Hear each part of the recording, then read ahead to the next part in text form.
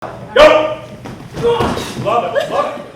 Krav Maga is a self-defense technique developed around 1948 when Israel became a state. Speak Ups to an organization at Ohio University organized this self-defense workshop to help students hone their self-defense skills.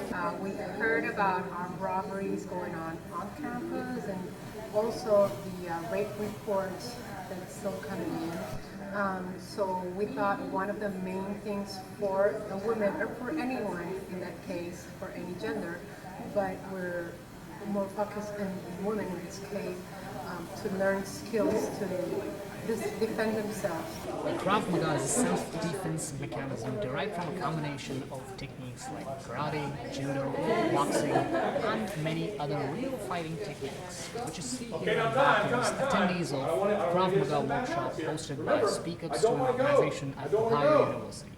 This workshop was Speak Up's initiative to empower women and men to take care of themselves against any unexpected threats.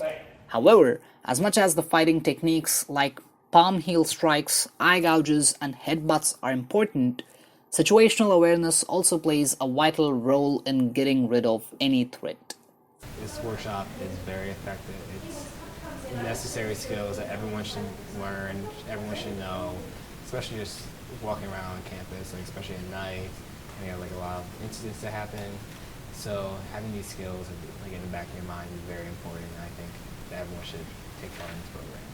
Krav Maga is a quick fit of instant aggression where offense becomes defense. Double black belt and Krav Maga instructor Scott King says. And then when I'm under attack, I need to clear this attack, clear that threat, and go right on the offense to begin to neutralize that threat that's in front of me, and then escape. As James Monroe rightly said, the right of self-defense never ceases. If you are looking to add some solid self-defense techniques to your arsenal, learning Krav Maga seems like a great option. For WUV News, Athens, I'm Aditya Sahasrabudhe. Go!